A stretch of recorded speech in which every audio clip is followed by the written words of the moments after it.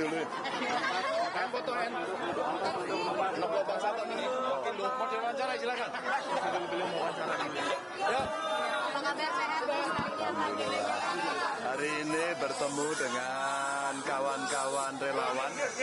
Mereka tadi menceritakan banyak kejadian yang saya kira baiklah untuk kita bisa mengawal sampai pengumuman KPU nanti.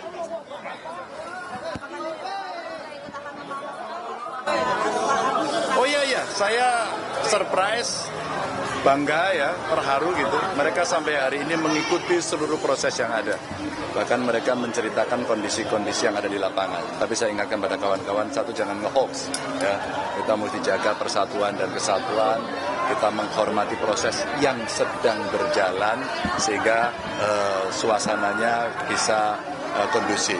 Kalau ada yang mau protes, yang menyampaikan, sampaikanlah itu dengan cara yang baik-baik. Mas, terkait penghitungan suara juga, ini kan PDIP, kemudian juga PKS ini sudah tegas menolak Sirekap seperti itu. Kalau tanggapannya dari Mas Ganjar sendiri? Ya, saya kira Sirekap sudah menunjukkan ketidakberdayaannya sebagai sebuah sistem.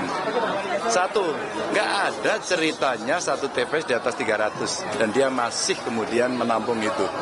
Ya, masa kayak gitu mau kita terima. Yang kita butuhkan sebenarnya adalah pengakuan dari KPU atau pembuatnya bahwa ya kami salah. Itu paling fair. Hari gini seperti itu nggak mau ngaku salah. Bagaimana satu TPS lebih dari 300? Itu saya kira yang orang nggak ngerti sistem aja udahlah sistem itu fail itu. Pak Ganjar, Pak Mahfud kan kemarin menyatakan kalau dia tidak mendukung usulan dari Pak Ganjar untuk paket menurut Bapak gitu. Nggak, saya kira Anda salah. Lebih juga gitu untuk menyuarakan hak angket. Siapa? 3 sekjen partai. Ya, kalau saya sebenarnya simpel aja. Angket itu adalah cara terbaik ketika kemudian hari ini kondisi pemilunya seperti ini. Kan ada cerita Sirekap, kan ada cerita server di Singapura. Sementara KPU mengatakan enggak kok di tempat kita, loh ini masih satu mengatakan IP-nya saja ada kok masih dibantah. Terus kemudian yang kedua, bagaimana cerita yang ada di lapangan, bagaimana aparatur dan sebagainya. Kan yang paling bagus untuk bisa mengklarifikasi semuanya ini, ya sudah, penggunaan hak pengawasan, hak konstitusi dari DPR untuk kemudian membuat penyelidikan itu paling bagus, paling fair. Jadi nggak perlu takut, ini biasa saja kok, dan pernah terjadi dalam sejarah Indonesia gitu. Dengan cara itu nanti ada data, ada fakta, ada saksi, ada bukti, ada ahli, yang semuanya bisa dibuka dan publik bisa melihat. Nanti coba siapa yang benar. Jadi angket menurut saya cara yang paling pas. Beberapa Komunikasi dengan kubu Amin, Mas, soal dukungan mereka yang soal hak angket ini. Berkomunikasi secara pribadi. Mas, ini ada kabar Jimli menyebut hak angket itu hanya gertak saja karena waktunya sangat mepet, Mas. Dan lebih baik ke MK, ada juga yang menyebut seperti itu. Ya, Pak Jimli boleh berkomentar, dia warga negara. Tapi kami tidak pernah menggertak. Kami menyampaikan cara yang biasa saja. Ada banyak cara sebenarnya, angket boleh atau raker komisi 2 aja deh, segera. Ketika melihat situasi seperti ini, DPR segera raker aja deh. Minimum raker nanti kesimpulannya bisa apakah ke angket, apakah yang lain. Tapi biar saja kemudian yang punya keinginan untuk angket itu berjalan. Dinamikanya biar berjalan. Artinya benar-benar serius. Kami tidak pernah tidak serius. Mas dari Nasdem Di DPR sudah ada komunikasi dengan Mbak Puan atau fraksi PDIP di DPR, Mas? sudah satu suara belum? Sekjen sudah menyampaikan kok. Kalau dari P3, Kalau sekjen itu artinya sudah partai kan? kalau dari P3 gimana Mas? P3 mendorong hak angket. Ya, sampai dengan tanggal 15 kemarin alternatif kita sampaikan. Saya kira kita kompak juga. Kenapa? Kok kamu nanyanya Nasdem? Ini aja sudah disamakan tadi. Seluruh di sana sudah setuju. Mas, rencana ke depannya, rencana politik Mas Ganjar sendiri ke depannya ini kan juga banyak yang mempertanyakan. Setelah ini semua selesai, pengumuman resmi keluar, mungkin bisa disampaikan Mas rencana Mas Ganjar ke depannya seperti apa? Rencana saya yang paling jangka pendek adalah konsentrasi dengan sangat serius menunggu keputusan tanggal 20 rencananya yang diperkirakan akan maju. Dan kita masih berpikir seandainya terjadi hal yang lain pun harus kita mitigasi. Saya lebih pada konsentrasi tanggung jawab saya sampai semuanya tuntas. Tapi saya ingatkan, mari kita jaga persatuan, jangan nge-hoax, kita pakai jalur konstitusi. Ya, makasih ya. Yuk. Bang Adian. Ya, nanti silakan Bang. Sebagai Bang.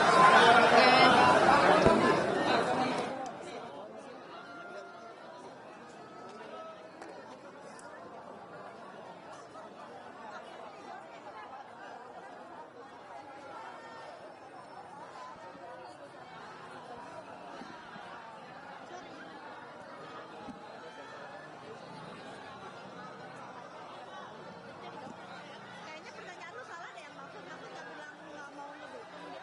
Setuju nggak sih dia? Saya nggak mau ikut-ikut karena itu bukannya paksa. Bukan karena itu ya, salah parafrase ya? Iya, kamu salah nanya. Buru-buru begitu ya, anjir kayaknya.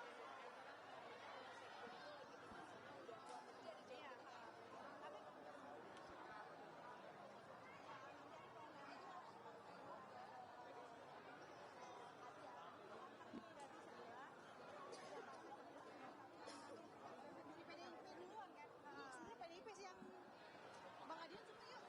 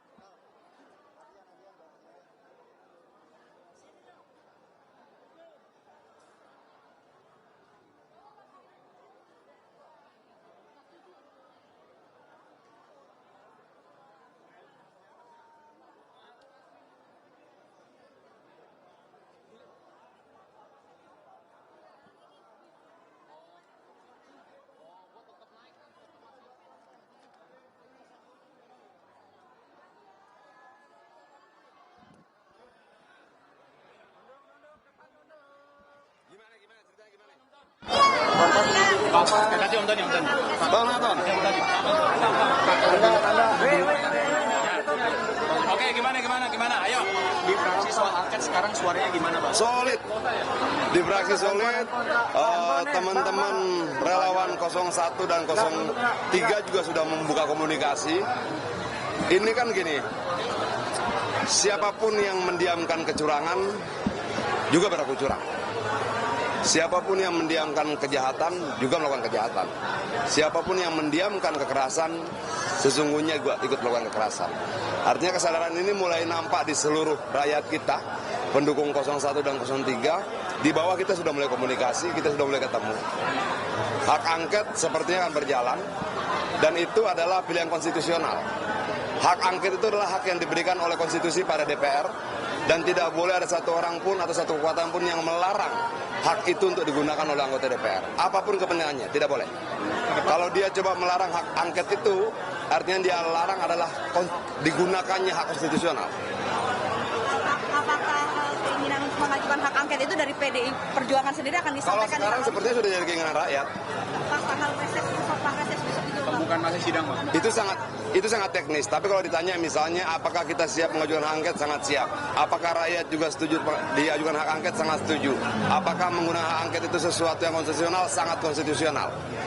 Dan tidak boleh ada satu kekuatan pun yang menghambat konstitusi bergerak. Semalam Sekjen Nasdem bilang belum ada komunikasi resmi dengan kubu Mas Ganjar. Kalau persoalan resmi itu gimana sih? Harus bareng-bareng gitu loh. Enggak, ini dunia politik. Kita saling berkomunikasi di setiap levelnya kok.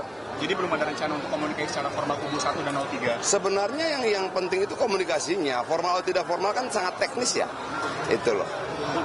ada pandangan dari Majelis Kehormatan P3 bahwa hak angket yang diajukan ini rawan perpecahan gitu Bang. Majelis Kehormatan ini Pak Zarkasih Nur itu memandang kalau misalnya hak angket itu lebih baik sudah ada jalurnya tapi tidak melalui DPR gitu. Seperti apa Bang tanggapannya dari P3 ini Bang? Hak angket cuma lewat DPR, nggak ada lewat jalur lain. Nggak ada jalur lain. Kalau ada jalur lain tentang hak angket ya dia menyalahi konstitusi. Kalau dianggap memandang rawan perpecahan itu seperti apa Bang? Enggak juga, ini kan persoalan bagaimana kita melihat kondisi ya. Dan saya lihat bahwa kecurangan itu kan rakyat sudah melihat sedemikian vulgarnya tuh. Ketika pulang dari TPS mulai bercerita satu dengan yang lain, ada begini loh, ada begini loh, ada begini. Masa sih? Iya ada begini, ada begini. Dan rakyat semakin tersadarkan. Ini yang orang bilang engkau bisa membohongi beberapa orang untuk beberapa waktu, tapi tidak akan pernah bisa membohongi semua orang untuk selamanya. Ya. Tapi lebih tegas P3 bilang malah belum mengambil keputusan Bang soal hak angket ini Bang. Sebenarnya gimana Bang? Yang jelas bahwa hak angket adalah hak konstitusional. Kalau DPR menggunakan hak konstitusionalnya itu tidak bisa dipersalahkan.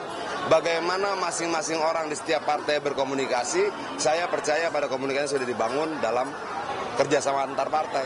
Tapi yakin kuotanya itu akan terpenuhi Bang, karena kan ada kuota yang harus terpenuhi. Secara teknis itu Bang. Terpenuhi. PDIP nggak masalah kalau P3 misalnya nggak mendukung hak angket ini? Kalau kita yakin semuanya mendukung kok. Hanya memang sebagian sedang menghitung perolehan suaranya di pileg. Tapi semuanya mendukung. Ada kecurangan yang sangat vulgar yang dilihat oleh banyak orang. Terus kita mau memilih berdiam diri begitu? Nggak ada. Masifnya proses yang penuh dengan kecurangan ini tidak memberikan kita pilihan untuk berdiam diri. Nggak ada. Kalau kita diamkan ini, jangan harapkan pemilu berikutnya akan lebih baik.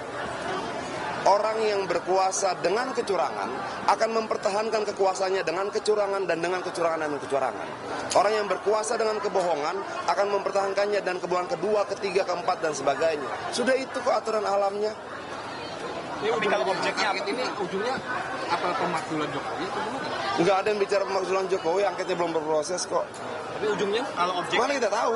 Kalau objeknya apa sebenarnya Bang? Karena kita kan mau KPU membongkar Bawaslu bukan eksekutif Bang. Apa? Kalau Bawaslu KPU itu bukan eksekutif. Iya, tapi kan ada banyak eksekutif lain yang terlibat juga toh. Dan biar bagaimanapun juga sebenarnya KPU dan Bawaslu itu adalah lembaga negara. Hak angket ini bisa menyentuh siapapun. Itu selama dia lembaga negara dan menggunakan uang negara. Kenapa? APBN-nya kan DPR yang rumuskan. DPR itu punya satu tugas, namanya melakukan pengawasan. Apa yang diawasi? Pertama, undang-undang yang dia putuskan. Dia harus awasi dalam pelaksanaan undang-undang itu ada kesalahan, kelalaian, penyimpangan atau tidak. Kedua, apa yang diawasi? Budget, anggaran. Kenapa dia yang buat? Dia harus mengawasi produk yang dia buat. Jadi termasuk Presiden dan Kementerian Pertahanan dalam hal ini. Loh, semua yang menggunakan APBN berhak diawasi oleh DPR dong. Gimana? Bang, Masa kita buat APBN lalu kita cuek-cuek aja? Bang, Andi Malarangeng kan Demokrat bilang, ini kan dia baru masuk ke pemerintahan ya. Dibilang kalau ada partai politik yang koalisi tapi bersikap seperti oposisi, ini menyindir siapa sih Bang? Abang nggak tahu, tanya Andi Malarangeng lah masa gue. Wah, gue pengen ngerokok.